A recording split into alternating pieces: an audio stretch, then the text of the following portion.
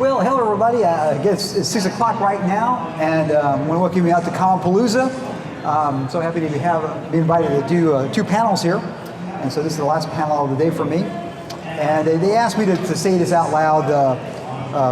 You take as many photos as you want, but suppose you can't record. I'm recording this for YouTube anyway, so you can watch it on YouTube anyway. So, but feel free to take as many photos as you want, and add me on the Instagram or TikTok or YouTube. I can always use more subscribers. I appreciate that as well. So, if you have any questions, they have a microphone there. Please be happy to ask questions. First off, are any of you all interested in being in films? Anybody interested in being in films? A couple? Awesome. Well, guess what? There's something called background work, or background actors. And a long time ago, they used to call them extras. And what a background actor really is that if you have a star, let's say Tom Cruise and Julia Roberts, sitting in a restaurant, if they're in there by themselves, it didn't look real. So everybody in the background that's either pretending to eat or whatever makes it look like it's actually a real film. So, and the good news, and I'll dive into this a little more, everybody can be a background actor. Because as long as you can sit, stand, walk, do what you do in normal life, because you don't have lines, because you are not a talking actor, you're a background actor. So, so forth. So there's a couple of pictures of me in some various TV shows over the last couple of years and films that I've been in, and I'll kind of walk through the process of this. I have plenty of time for some questions afterwards. If you have a question, even during the talk, feel free to go I'll get on the microphone. The reason why I say it because it's so loud here, because I'm competing against other panels going on in this great hall here and whatnot. So let's kind of just dive into this little part here. So I think I've already asked this. Do you want to be on a TV show or movie? You know, where do you start? Is it possible? It absolutely is possible. I've been in a lot of TV shows. I've been in some films. So it's absolutely possible. And if you look at me, I'm just a regular looking person. I'm not some, model or someone that's super young. You can be a background actor if you want to be. So first off, let's talk about how the Hollywood system works. I went to film school, and we make films, and of course we need extras, but the problem, we can't pay anybody. So we're begging our friends, we're begging people. I made a feature film called The Rise of the Robots. And I was begging people, please come out, please be part of the scene here. And I got 20, 25 people to be part of it at various points. I think I had 100 people all, if you count the whole film. But that was through a lot of begging. Well, Hollywood, they do something magical. If you want people to come out to work on your film, you know what you can do? You can pay them. That's what you can do. And so that's the magic sauce. That if you want 1,000 extras, if you're willing to pay them $80 a day, you're going to get that many extras to come out, or maybe $100 a day. And you always go over. We'll talk more about that a little bit later on. So I knew if I went to LA trying to make it as an actor, I am a bit of an actor. I've acted in a bunch of films, mostly my short films, but I've acted in other people's films as well. But I know the fastest way on set was to do background work, because they need people to be in the background work. So we'll talk more about that in a moment. So once again, it can be anybody, everybody here that's in the audience could be a background actor. Everybody that's in this convention center could be in background. Even the stars over there taking photographs and signing autographs for money, they could be background if they want to as well. Everybody could be a background actor as well. Doesn't matter if you're tall, short, in shape, out of shape, whatever you look like, you can be a background actor, because they basically want a scene of a restaurant to look like America, to look like the world. And so I remember, I'll talk about this in a moment, when I went to Central Casting, everybody was looked like a model. Everybody was very attractive. I'm thinking, I was a middle-aged guy, with gray hair and stuff. What's my chances? Well, you can't have a restaurant full of models unless it's a model restaurant. So it has to look like a regular restaurant. So everybody can work as a background actor. So I pulled the next couple of slides off of Central Casting. So that's the one I'm going to talk about the most, since that's the one I'm most familiar with. But basically, it's someone that performs a non-speaking role in a background scene. They make movies, TV shows look and feel more authentic. So hospitals, concerts, street halls. If we were doing a film on a comic convention, you got to have people in here, or else this is an empty room, right, with the main actors in there. So you got to have background actors. And in a lot of ways, that's one difference between an independent film or a student film. They usually don't have background actors as much, or they're all high school or college looking age.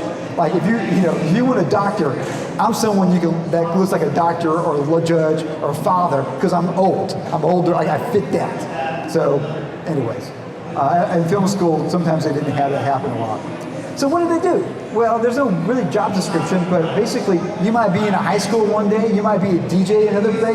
If you have some skills like riding horses or playing guitar or playing instruments, you might use that. But most of the time, I'm sitting or walking or basically that's basically it. Sitting, walking, or standing. That's basically the big thing that I do when I work as a background actor. And how do you become a background actor? Well, I'm going to talk about some places that you can go to, such as Central Casting. Los Angeles, that's where I would go to. But New York has one, Atlanta, Georgia has one, and also New Orleans and Louisiana has a Central Casting. And all those places make movies. I hope one day we'll get one here in Texas, because I know in Austin, there's a lot of things coming to Texas to film. So I'm hoping more and more. And I have done some work in Texas and Louisiana also as background.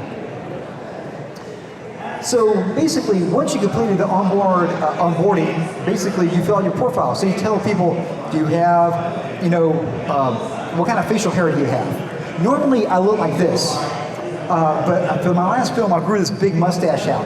I wouldn't get as much work as this is kind of what I call my everyman work. I work in 1955 and I work in 2022 because people can have this haircut, people can have a clean shaved face. I will say one thing that's happened that I remember when I was there the last time.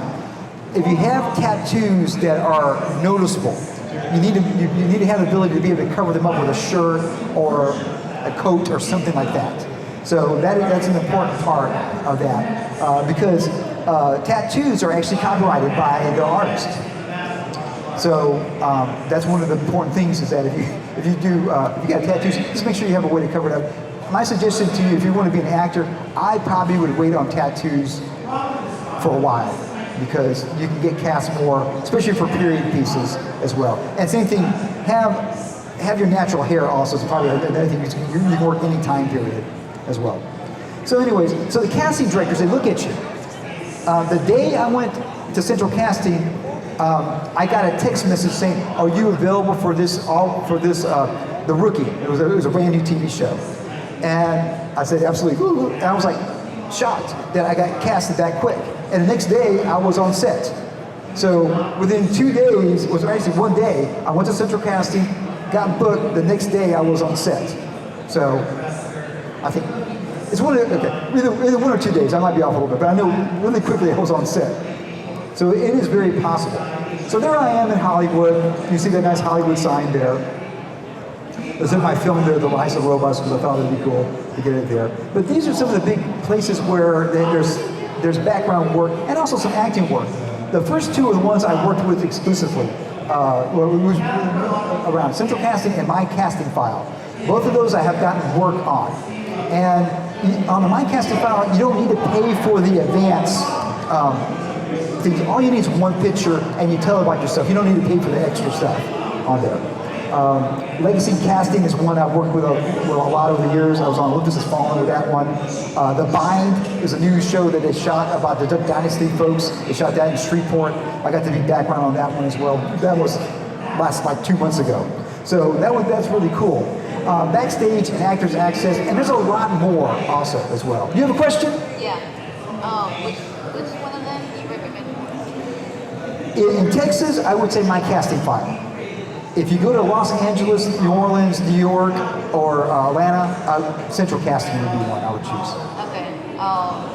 Is Backstage pretty good? Yes, Backstage and Actors Access, those are big ones. Those are paid sites though. So those are ones you have to pay for to use. Okay. Yeah.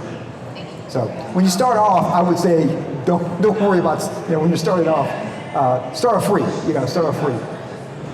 And the cool thing, you do get paid, so you can save your money up if you want to use that later on. So I went to Los Angeles in 2018 to try it out. I had no idea if I could get on set or not, but I thought the easiest way to get on set, the easiest way to get on set is to do background work, because again, I make films. I need extras all the time, but I can't afford to pay them. So there you go. So I went to Los Angeles during the first week of August. That's when they shoot their pilot seasons. So a lot of new stuff is being, now pilot season is year-round now because of all the streaming services. You know, everything from Netflix to HBO to Hulu to whatever, they all make films nonstop. But that's when they do the traditional TV shows on the big networks during that time frame. At least we were back then. Then I went back there to 2019 and did it again, and then the pandemic. So I'm hoping to go back next year. So hopefully next year it's going to happen. Oh, is it back there? Okay, all right, good. I won't touch it much. Okay, so here I am at Central Casting. So I'll explain the process that they used to have. I had to get in line. They only took the first, I think, 80 people. I got there at 4 in the morning. They opened up at 9. I got there 5 hours early because I knew I had no time. I had 2 weeks in Los Angeles to get in there.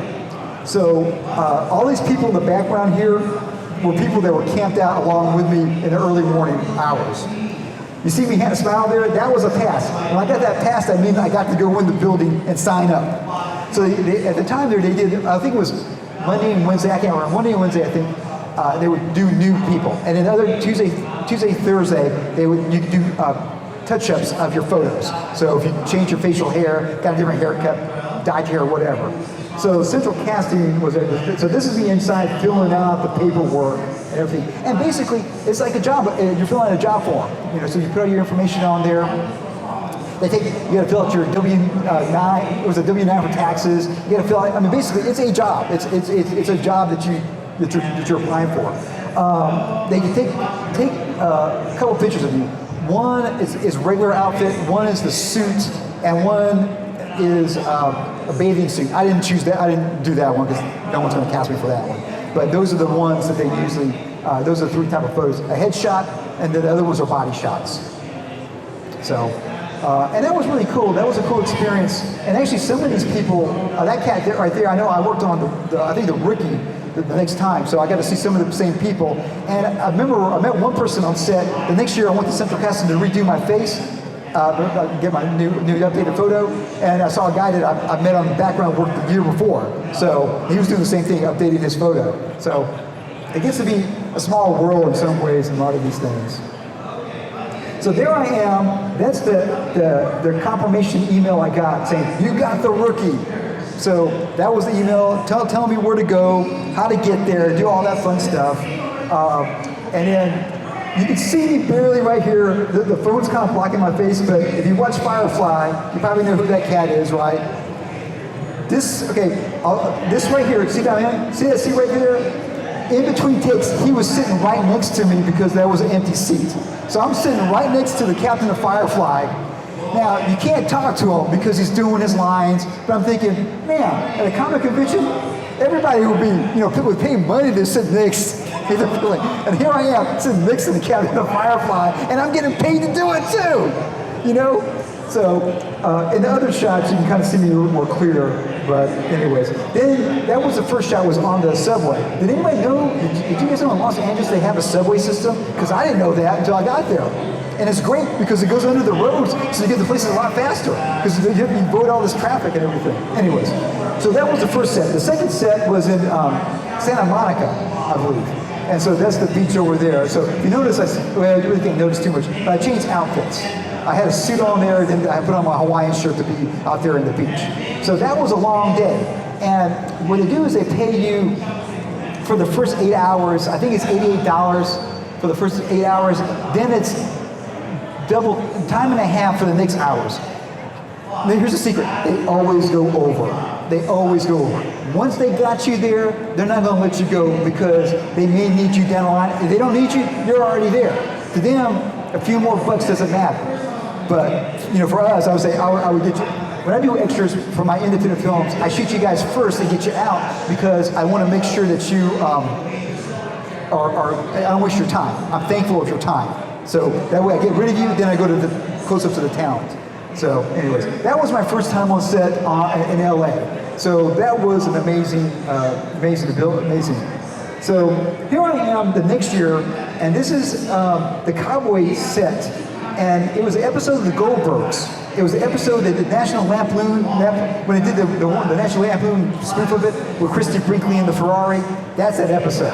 So I think it's the first or second episode of whatever season it was in 2019. So there I am. That's the outfit they gave me. These are the things. I got there at, I think, 5 in the morning, and they have food in there. They have crafting in there, and fruits, vegetables, all that kind of stuff. And then they feed you hot breakfasts as well. So here's Shameless, and I got to be on Shameless. I'm back there. This is the episode where they go in and they steal briefcases at the hotel room. They get free lunch, breakfast, and then there I am there, and there I am in the background. So that was really cool. And he was eyeballing me hard for some reason. I don't know why he was, but he's just like just staring me down. Like, I'm a nobody. I'm just like trying to do some work here. But anyways, I think that was really cool. I got to yell at him after the thing was over, saying that he was riding his motorcycle. I said, cool, tell him good motorcycle. Usually you don't talk to him. This is Kitty. And even though it's a Jim Carrey show, he wasn't in this particular one. But these two are pretty famous actors. There I am there. This back of my head there. So, and this was funny because the description said high-class restaurant, so I wore a suit. And they said, no, it's supposed to be casual. We're in Seattle. So I changed it to another outfit. And they said, could you, because I was one of the few people that had a suit, could you go put back on your suit? So I think that's why I got some prime time on here, because I was one of the few guys that had a suit that day. So anyways. So here in Texas, there's Fear the Walking Dead, and I got to be on that. I think I'm a little bit too heavy to be a zombie, but anyways. So they threw a bunch of mud and dirt, whatever. I put little arrows that you maybe could pick me out, but anyways. There's no clear shot of me on there, but that's roughly where I was at in there, so. I'm a big fan of The Walking Dead. So Fear the Walking Dead was shooting in Austin at the time. So that was really fun to do that. And here's the Goldberg episode. So I'm in a frame with Christy Brinkley and her Ferrari. You know, that is like, when I was a kid, you would have told me that was a possibility. And I got paid that day, and I got to be on the Cowboy set. So I'm a big fan of Reno 911, and you know, there she is right there. So that was cool. You know, anyway, so that was a lot of fun that day to talk to people. And they gave me there I am. There's my fake daughter, and there's my fake wife. That they just kind of couple us together. Like our hero family go walk around this cowboy town. So the young lady there told me she worked a lot in, she had no interest in acting at all. She just did it for money. But she was what they call 18 for younger. And so what that means is that you're over 18 years old, but you look like you could be under 18. So like for young Sheldon, she worked a lot on that because she could be in the. She's over 18. That means they don't have to do anything, give you tutors or pay you more or use you only for less hours. If you're an adult, if you're 18 years old, you're an adult, they can work you the whole time. So that was kind of a cool story, but she just did it to pay for school or whatever, you know. So she had no interest on that. Now, there's 3 kinds of people you meet as an extra, as a background work. People that are doing it for money, like her. One person said that she was doing it, this is kind of sad, for her cat dialysis. So she was doing this work in LA to pay for her cat dialysis, which is, I guess, good, but it's kind of sad at the same thing. Then you get people like me that are, you know, kind of wannabe actors that like to do some more stuff. Then you get the other that I don't know how they found this work. They were like from another planet. So, anyways. Now, here's an episode here. They wanted a suit, and they didn't like my suit. So they put me in a sweater, and they didn't use me at all. So you can get paid for not doing anything at all. So I just sat in that room with the rest of the people that didn't get picked, and they paid us and fed us. So it's kind of disappointing because you want to kind of get some screen time, but you know, whatever. So here's an example here. On a Saturday, I was off. Hollywood films Monday through Friday. Just like you got a day job, It's Monday through Friday. Well, their day job is Monday through Friday. So the weekends are off unless something weird happens. So they do game shows on the weekend. So I decided to go to do a game show, and I got picked to be a contestant. I was shocked. When he calls my name, I'm like, he said, yeah, you Herbert, come on up. I was like, wow. And I'll give you a little secret. On these shows, no one wants to spend 6 hours or 8 hours to go do a 30-minute show. So what they do is they actually pay people to do it. So a lot of out-of-work actors go do that. If I would have signed up for that, I don't think I could have gone on there and well, I didn't win anything, but I had a possibility of winning a car, but I didn't win a car. But so I saw a couple of people that I knew that were doing background work there as audience. So they put like a little X on the little name tag if you couldn't get picked because you're getting paid to be there. So anyways, I didn't have a lot of wardrobe, so I just did the little spaz thing for like the nerd, the Revenge of the Nerds. So I put that over my glasses and on my suit, and I got on there. She has like a fire suit on and stuff like that. Anyways, so that was really cool. And the cool thing about this, it went viral. A lot of people started videotaping it, throwing it on there. I teach at a college, and a lot of people saw it and posted it. And it was right when the pandemic was when the lockdowns were going on. So I had no idea when this show got filmed that a lockdown would happen. Because like at 2 o'clock in the afternoon, no one's going to see this. But nope, everybody's locked down. And I also didn't think someone would take their phone and videotape it off the TV and then post it on Twitter and Facebook and all that stuff. So anyways, it was cool. That was a really cool experience. And I love Let's Make a Deal, so I got to be on a game show going out to LA as well. So anybody here can be on a game show because they need audience, and if you got a big personality, you might get picked to be on there.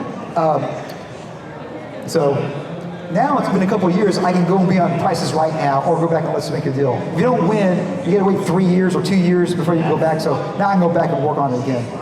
I mentioned I did some work out of Shreveport, so this is Olympus Has Fallen, and I'm all over this thing. There I am as a taxi cab driver. Here I am, there's Morgan Freeman and myself. I'm in a frame with Morgan Freeman.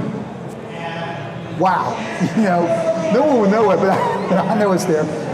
Here I am as a big Secret Service agent.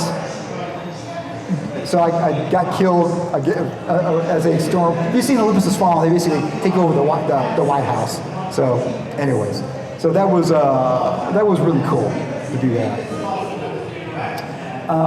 Let me show you this as well. Like when they picked me on there, they misspelled my name, but that's okay. So I went to Studio, they give you a little card there where you're supposed to go at and stuff like that. So you actually go up there, give them your ID, and then you get to go on there. And remember, people pay money to go on some of these places to see things. So I went to the YouTube maker space there. There's the Warner Brothers there, Burgate Studio outside there. This is one of my tips here. LA is so much different in heat and angle. I use an umbrella so I don't get sunburned as much. I still put on sunscreen because it's bounced off the ground, but that helps out a lot. So even though it doesn't really rain there, there's Hollywood and Vine there. You see all the stars there as well. And so there's the visitor pass there. And this is actually, the next day, I'm flying back to Texas. So I'm flying back to Houston the next day. So I get done at midnight, I take the Uber to my Airbnb, get kicked out of my Airbnb, get on over to the airport and fly back. So within 12 hours, I'm on set and I'm flying back to Texas. So that was really kind of cool experience. And here's a picture of some food that they give you. They usually have a meat option, a fish option, a vegetarian option, and they usually have some type of desserts there as well, and like lemonade and water and coffee, tea. Sometimes they have sodas.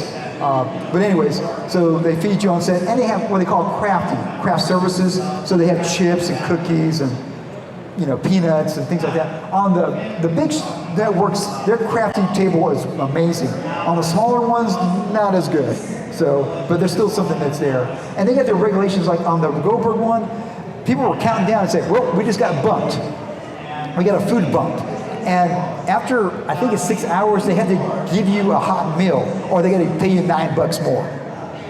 So anytime like when I put back my suit, took it off and put my suit back on, they gave me a clothes bump because they told me to do that twice. And so It's not a lot, but it's like $8 or something like that, $7. They throw water on you, like The Walking Dead, Fear the Walking Dead. They do all that stuff, and you get a bump because you get all that stuff put on you. So, one thing also, I use the metro when I'm in LA because I don't have a car there, and I'm able to get around. I usually try to get as close to the studio as I can, then take the Uber the last mile or so. That way the Uber cost is way cheaper. It's $25, this at the time, for 1 week of passes for the bus and subway. So that's pretty cheap. I know, I think in Houston there's some deals like that for the bus system and things like that as well. And so I got to see David Spade also. On days I don't work, I try to go watch TV shows or go walk around and see other things as well. So that's pretty cool. And here is what it looks like. They say, Herbert, this is Jessica. Are you available on this day for Kitty? And then it shows you the call time and it shows you what you must dial. Or there's central casting. You work on Shameless here. There's my casting file. There's some of the checks I got. So when I came back from LA, I actually had some checks in the mail to help pay for the trip. My last time, I came real close to paying for my 2 weeks by doing background work.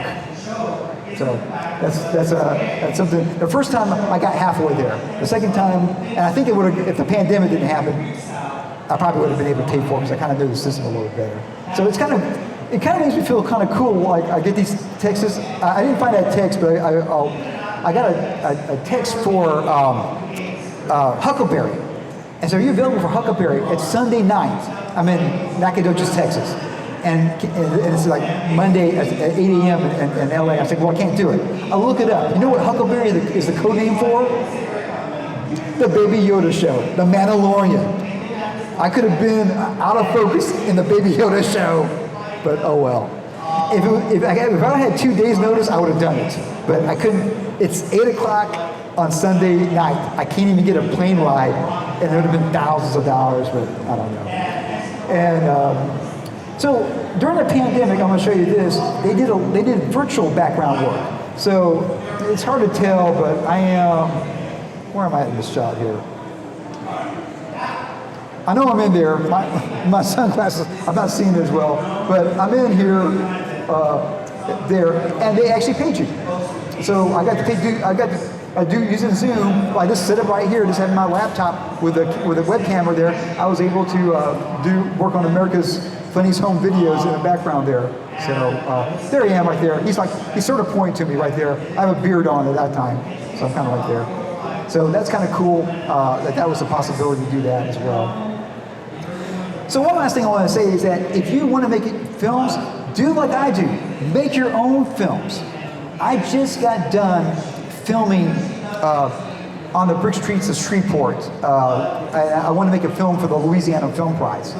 So I'm in Nacogdoches, so I use the area, and because I know people let me use their restaurants or businesses or whatever its locations. In Shreveport, I don't know as many people, so mainly I shot it outside. But if you notice the lighting there, it looks kind of cool, you know. And this is actually the camera here that I'm filming right here. This is the camera that I actually used to film that. This lavalier that I have on, that's how I got the audio. And so you can make your own films. Write your own films, get some people together that you want to do, and you can throw these on YouTube. I haven't put these two yet on YouTube because I'm still putting them in film festivals. So they'll be on YouTube. The first one of the series is on my webpage. And if you go to Midgley Film, if you go, you type natvice.com, that'll take you there. If you type Herbert Midgley, the internet legend, into YouTube, you'll find my channel. I'm not hard to find. I got like 6,000 videos on there. I post a video every day since 2008, December the 21st. So I post a video every day. I got on YouTube before Google bought it. So anyways, I can use more subscribers because I'd like to get to that 10,000 mark at some point. I think if they would have subscribers when YouTube first came out, I would have had a ton of subscribers, but they didn't have that back then. So, and there I am on set. I got some actors there, and you can see the camera there, my lights, and what I'm doing. And it's a fun thing for sure. That camera taps out after 30 minutes, so I said hit record again. So anyways, That's being a background actor in a nutshell. Any questions from anybody on anything? I know a couple of y'all had some questions earlier, so. But I'd just like to encourage you all to go out to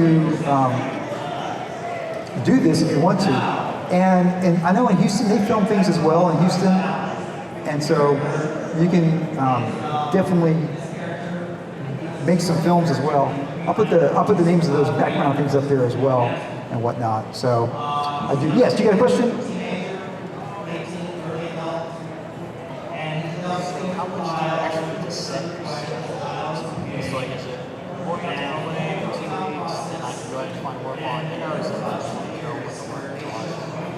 The reason why I go out the first week of August, because I know that's a pilot season, so there's more work there.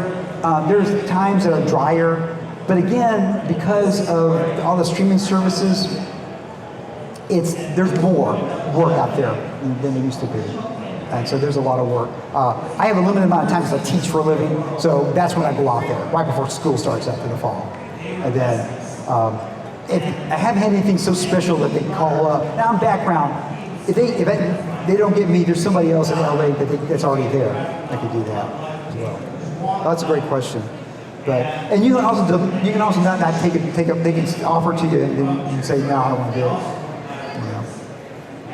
So, anybody have any other questions? Yeah.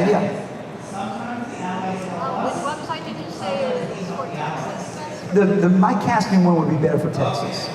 The second one here? Yeah. And do you know how long it takes from the filming stage to when they release? Well, I'll give you an example.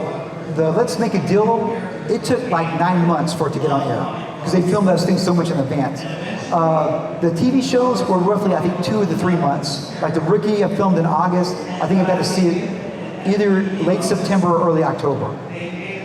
Because I knew I was right there where the very beginning of that season was.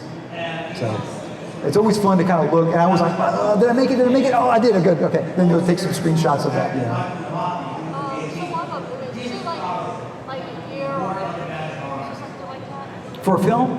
Yeah, films take longer to edit. My independent film, The Rise of the Robots, it took me really 2 years in post to edit it. Because mostly I did it myself at the end. Especially at the end. I had some help at the beginning, but at the end I was doing sound and color correction, all that stuff. So feature films just take a while longer. Olympus Has Fallen, we shot in 2012, and I think it came out within a year, like 8 months, because they were trying. There's another film that came out called White House Down, and they were trying to get out before that one did. And they chose Riley because that one, Olympus Has Fallen, to one people. They made 3 films in that series because they were able to do that.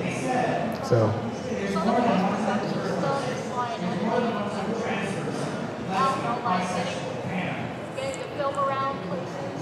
Yeah. Well, the principal photography is what background people work on. It's what they call principal photography. So once that's done, it goes to the editors in post, and that takes however long it takes. It can take months. It can take years as well. And then for distribution purposes, that can be more years as well. So I basically put stuff on Amazon Prime or on YouTube because that's my distribution model.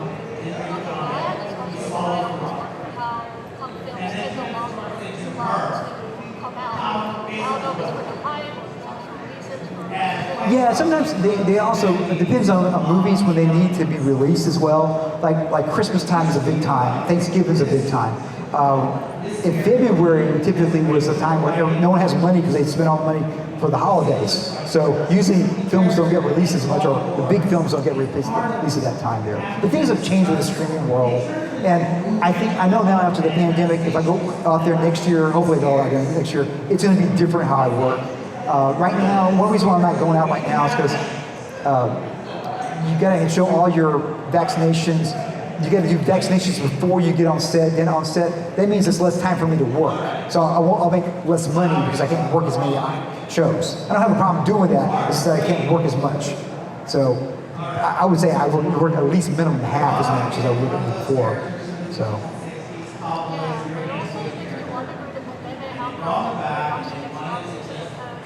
The delay of people getting together, and also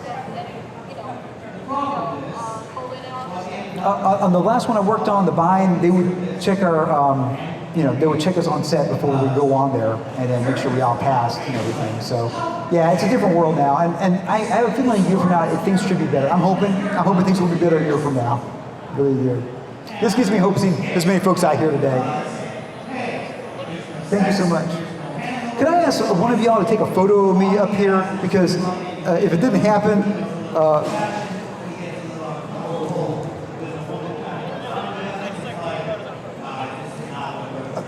and you can take a bunch of them. If you wouldn't mind, take a couple close ones, a couple far back also. And I'll do. Thank you. And I'll do one standing up.